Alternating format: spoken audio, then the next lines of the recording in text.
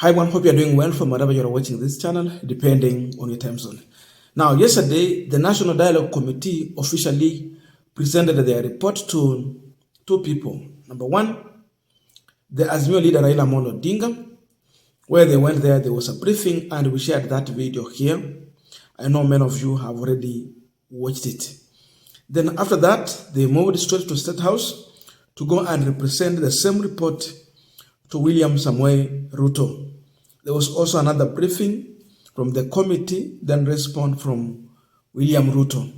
So the next move is now to take that report to the two houses, the National Assembly and the Senate, for deliberation on the same, then come up with a bill and above all the budget that will go with it to see how they can implement that report. I know most of you understand what it is in that report to do with the issue of the position of leader of opposition, official opposition leader. They want to create that post, then to entrench the prime cabinet secretary position in the constitution and all that. Now with this move,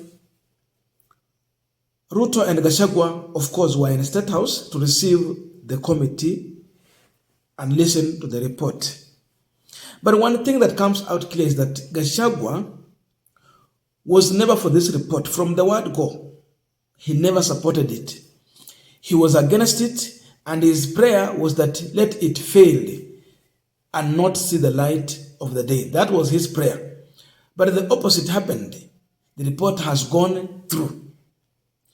For you to understand what Gachagwa is going through, it's better you go and check some of the photo that came from State House. You see the body language of Rigathi Gachagwa, and even the video that are circulating. Just look at the language of Rigathi Gachagwa. He's even trying to fake a smile.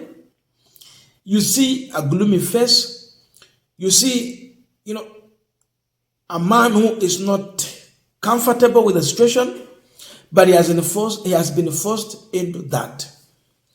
And there are two things Gachagwa said, and by the way, he's going to change of bitter words on top of vehicle, the abusive language he will use when he go to Mount Kenya, and he is being celebrated for that. But now, it's no longer like that. I want to listen to Gachagwa shortly, just for 1 minute, then we are going to conclude this discussion. Now, as we continue the final discussion, just a quick request for those who are watching and you have not yet subscribed, please consider subscribing. For returning subscribers, I must say thank you so much. And again, to all our viewers, please give this video a thumbs up. Thank you so much, and back to this discussion. Now, we are doing a comparison here. You look at William Samoei Ruto himself. He was a man full of happiness. His smile was real. He wanted something out of that dialogue report. And it's like he might be achieving that. So it was impressive to the committee, and for him he was comfortable with this. But Gachagwa was not comfortable. Akina Kimani Ichung'wah and the entire team, for them, they were happily presenting the report. Even when they met with Raila Odinga, they were comfortable. They were happy. But when you look at Gachagwa, he is faking his smile.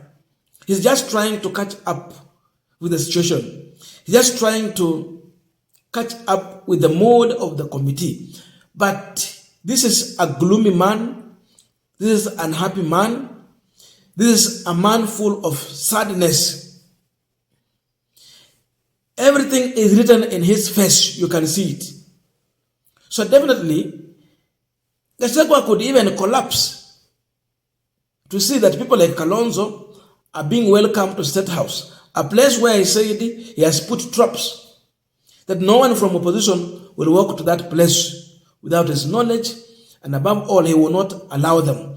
The reason is the opposition side played no any role to help William Ruto win the election. And because of that, they are not shareholders in this administration or government. Gachagwa believes that they are not shareholders. So they should not get anything out of this regime. They should not be rewarded in any way. There should not be any conversation between them and this administration. That is Gachagwa's position. But the opposite just happened. What Gachagwa fails to understand is that this government is not funded by UDA money. That UDA does not have their own money. The government is funded by taxpayers' money. Therefore, before you talk about shareholders, position, and the beneficiaries, they are benefiting from what? Which shares are they dividing among themselves? Is it our taxes? Or what is that? That's one of the biggest failures that Gachagwa does not want to acknowledge. He comes in even with the tribal card that those who voted for William Ruto in terms of region, what were Mount Kenya, what were Rift Valley, they should have the big number in terms of appointment. When it comes to jobs and other issues, they should be given preference. With that, it's so much tribal, and he forgets that we all pay tax. Ruto should appoint people from anywhere, be it Nyanza region, Western, Rift Valley, Lower Eastern. You talk about the Eastern side. You talk about everywhere. But this is a tribalist person. He's not happy because there is a possibility some people are going to be included in this administration and appointed to the position of power and leadership. He's not happy with that. And lastly, the same Gachagwa, we have known his politics. He thrives in Mount Kenya region anytime he stands to abuse Raila Odinga and mock him. That's how he thrives. But when you remove the name Raila from Gachagwa's mouth, Gachagwa is empty. He has nothing to tell the people.